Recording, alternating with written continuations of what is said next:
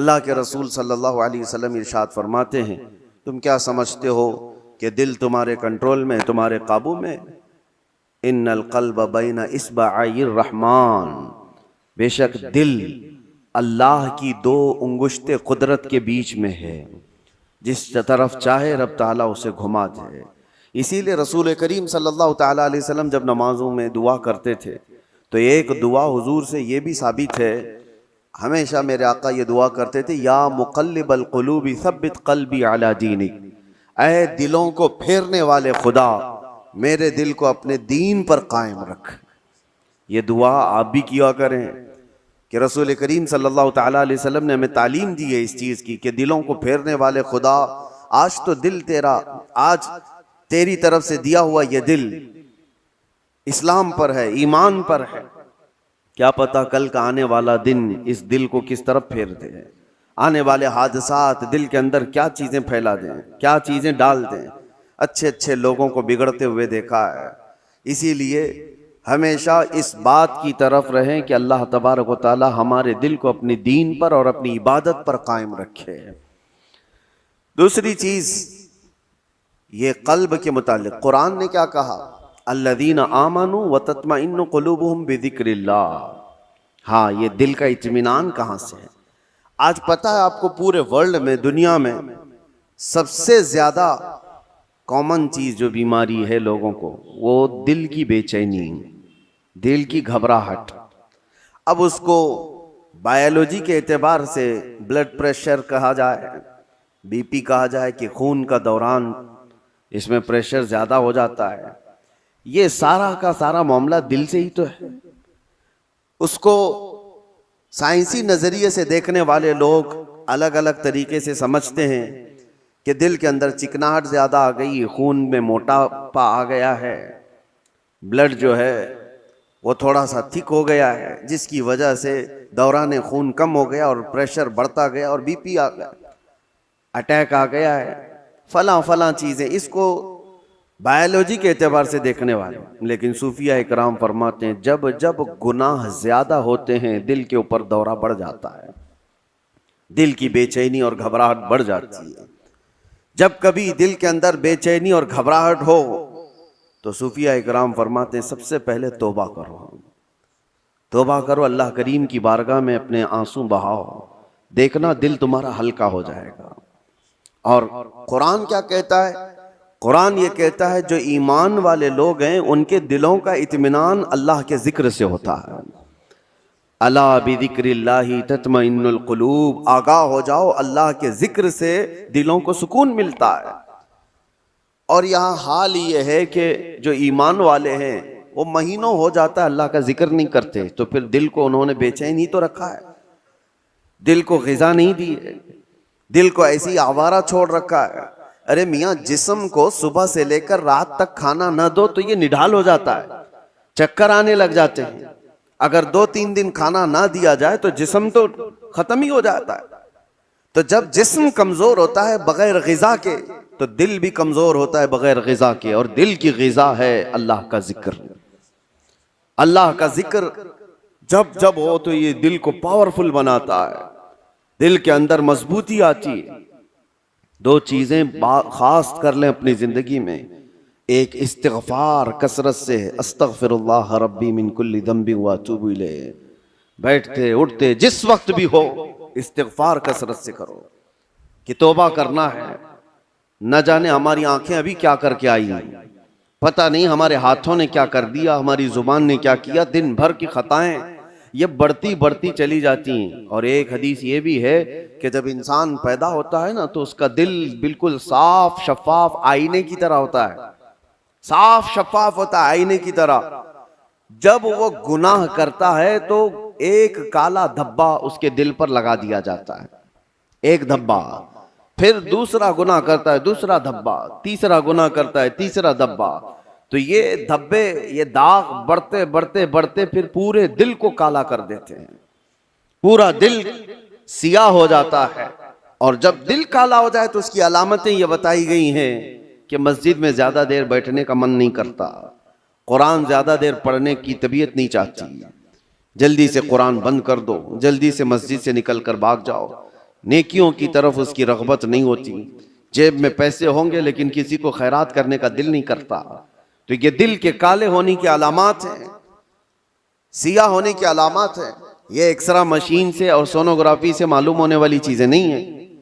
ये अल्लाह के नबी सल्लल्लाहु तआला अलैहि वसल्लम ने बयान फरमाया। अब उसके इलाज की तरफ हमें तवज्जो देनी है। आज दुनिया ने हमारे दिलों को अपने रंगीन गुनाहों से सियाह कर ही दिया है। देखें, हम सुबह से शाम तक जिन कामों में मसरूफ हैं, अब आज सबसे ज्यादा हमारे पास कोई चीज मशगूल है तो वो हमारा टीवी स्क्रीन, मोबाइल स्क्रीन। न जाने वो किन किन चीजों को दिखाते हुए हमारी आंखों को खरीद जाते हैं, कंट्रोल भी नहीं रह पाता। इसीलिए दिल पर बोझ बढ़ता जा रहा है। जिसको आप टेंशन कहते हैं, जिसको आप लोग डिप्रेशन कह रहे हैं, ये सिर्फ हादसात का या फिर दुनियावी किसी खसारे का टेंशन नहीं है। ये दिल का सियाहपन दिमाग पर बोझ बना देता है, भारी हो जाती है तबीयत। कुछ लोगों को घरों में तबीयत नहीं लगती कि बैठने का भी मन नहीं कर रहा, खाने का भी मन नहीं कर रहा, किसी से बात करने का भी मन नहीं कर रहा। ये बहुत अपर लेवल पर आ गई चीज कि उसकी दिल की बेकरारी बहुत बढ़ गई है, घबराहट बहुत ज्यादा बढ़ गई है। इसीलिए हम सूफिया इकराम को देखते हैं, जब जब कभी किसी के दिल की बेचैनी बढ़ जाती, घबराहट बढ़ जाती, तो वो किसी अल्लाह वाले की बारगाह में चले जाते थे, सूफिया इकराम की बारगाह में चले जाते, आस्थानों पर चले जाते, अल्लाह का जिक्र करते, फिर वो अपने दिल की पाकीज़गी लेकर के वापस लौटते हैं। वजह क्या है? अब मैं इलाज की तरफ आता हूं कि दिल को पाक करना है तो क्या चीज चाहिए। कई इलाज है, उसमें सबसे पहला तो जिक्र इलाही। अल्लाह के रसूल सल्लल्लाहु तआला अलैहि वसल्लम ने जो फरमाया उसको भी मैं आपके सामने रखता हूं। पहले हम चल रहे हैं कि इस्लाम में हर चीज के पाक करने का तरीका बताया गया। कपड़े पर अगर नजासत लग गई तो पाक करने का तरीका है। नजासत, पेशाब, पखाना, किसी भी चीज की गलाजत लगी हो तो उसको पाक करने, धुलने का तरीका है। कपड़े को 3 बार धो और 3 बार निचोड़ो, अच्छे से सुखाओ, कपड़ा पाक हो जाए। बर्तन में नजासत लग जाए तो उसके पाक करने का तरीका है। अगर पानी की बाल्टी में कोई नजासत गिर गई, उसको पाक करने का भी तरीका है। फिक़ा में सबके, कुएं में नजासत गिर गई, कुआं था उसमें चूहा गिर गया, बिल्ली गिर गई, बकरी, कुत्ता, जो भी जिस साइज का है उसके सबके मसले मौजूद हैं। कितने डोल पानी निकालने पर यह पानी पाक हो जाएगा। जमीन के पाक करने का भी तरीका है। जमीन पर अगर नजासत लगी, मिसाल के तौर पर किसी जानवर ने लीद कर दिया, गोबर कर दिया, अब नजासत तो लगी है, उसको पाक कैसे किया जाए? तो फिक़ा का कानून है कि जोर बारिश हो जाए या आप तेजी से उस पर पानी बहाओ और फिर तेज धूप पड़ जाए, जमीन सूख गई तो वो जमीन पाक हो गई, क्योंकि अब उसको निचोड़ा नहीं जा सकता। जमीन तो जहां है वही। तो उसका कानून ये है कि तेज बारिश हो गई और तेज धूप पड़ गई, सूख गई जमीन, तो पाक हो गई। बारिश नहीं है तो तेज पानी मार दिया और उसके बाद धूप लगना जरूरी है, तेज धूप उसको लगी हो तो जमीन पाक हो गई। तो ये नजासतों से पाक करने के तरीके। अब आइए मैं आपको बताता हूं, दिल पर नजासत लगी हो, ये कैसे पाक किया जाए? गुनाहों के धब्बे लगे हों, इसमें न जाने लालच, गीबत, कीना, बुग़्ज़, अदावत, न जाने क्या क्या चीजें भर गई हों, ये नजासत पाक करने का तरीका क्या है?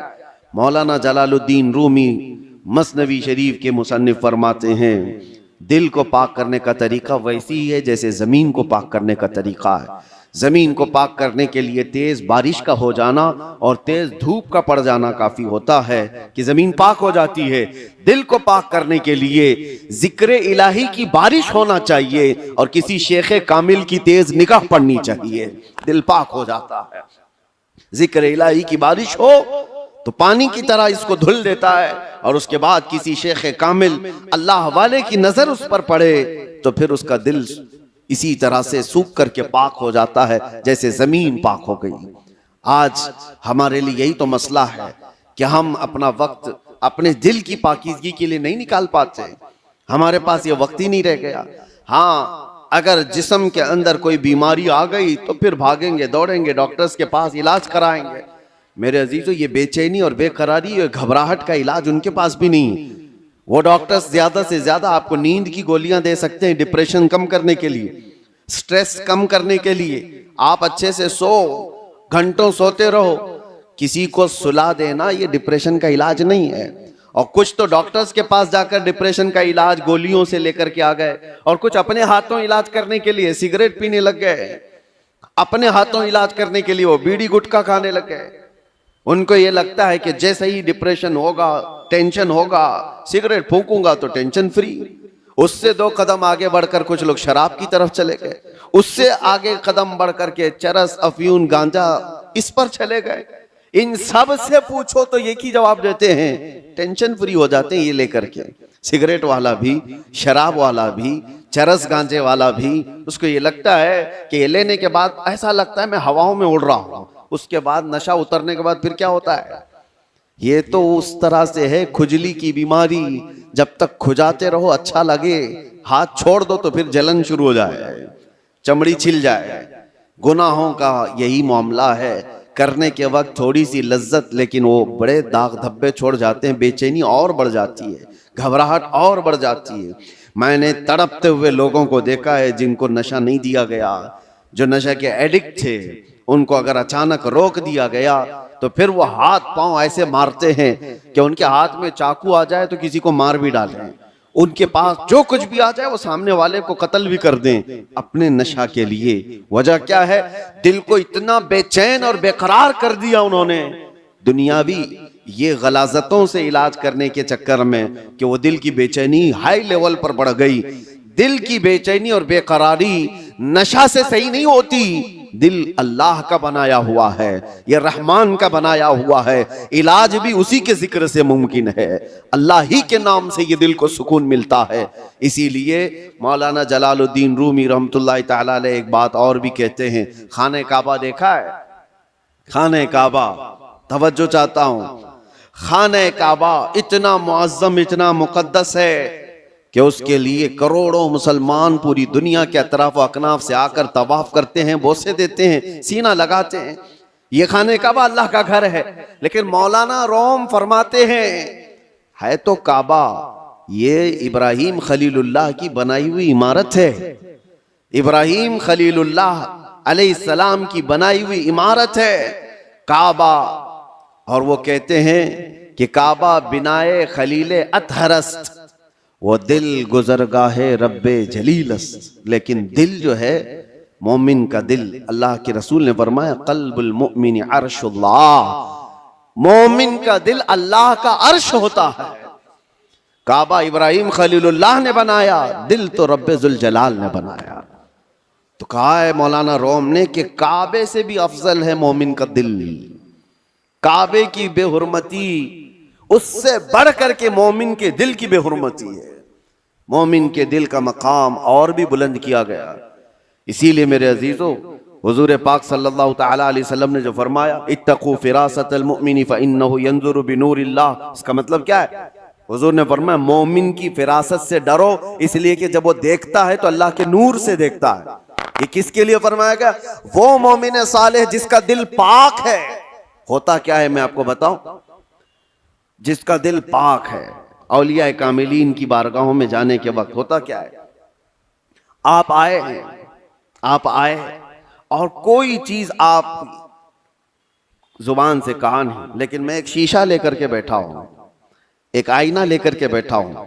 आपके आते ही आपकी पूरी तस्वीर इस आईने में आएगी कि नहीं आएगी? कुछ नहीं कहा आपने, बोला कुछ नहीं, और मैं आपकी तस्वीर पूरी आईने के अंदर देख सकता हूं। बुजुर्गाने दीन के दिलों का मामला ऐसा ही है, वो इतना पाक दिल होता है, जो भी सामने जाता है उसके दिल की सारी तस्वीर उनके दिल पर छप जाती है। वो ये तक भी जानते हैं कि क्या चीजें लेकर के आया है।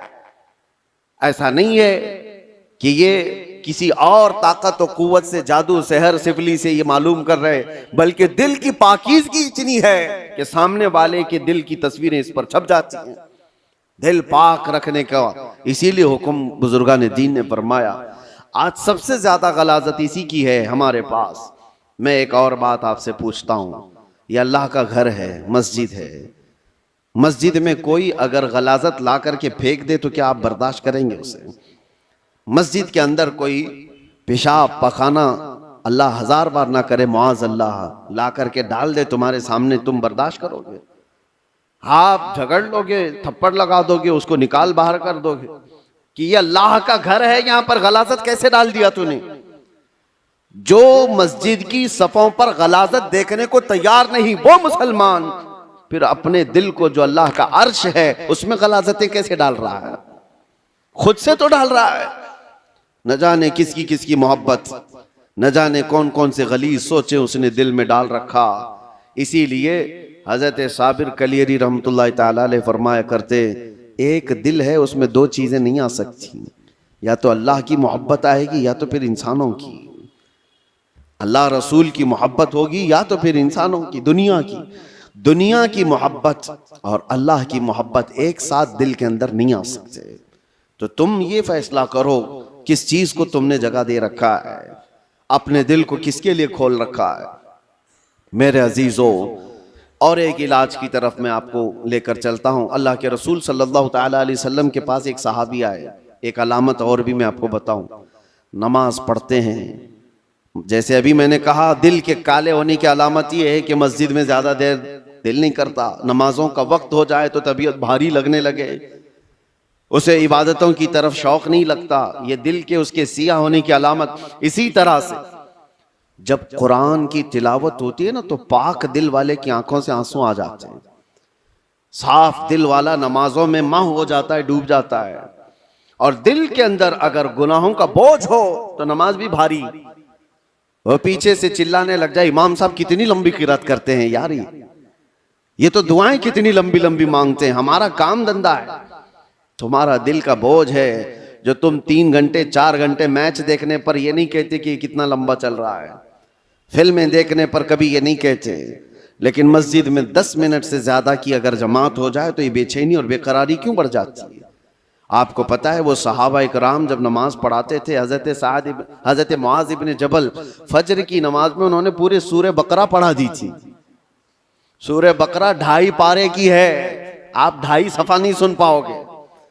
2.5 पारे तकरीबन उन्होंने पूरे फजर की नमाज में पढ़ा दी। तो वो सहाबा माँ होते थे सुनने में।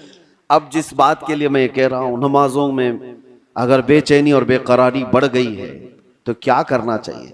एक सहाबी आए थे हुजूर की बारगाह में, यूं कहा, या रसूल अल्लाह सल्लल्लाहु अलैहि वसल्लम, दूसरे लोग सब जो आपके पीछे नमाज पढ़ते हैं तो रोते हैं, गिड़गिड़ाते हैं, अल्लाह को याद करते हैं, मुझे रोना नहीं आता, कुरान पढ़ने पर मुझे अश्क नहीं आते।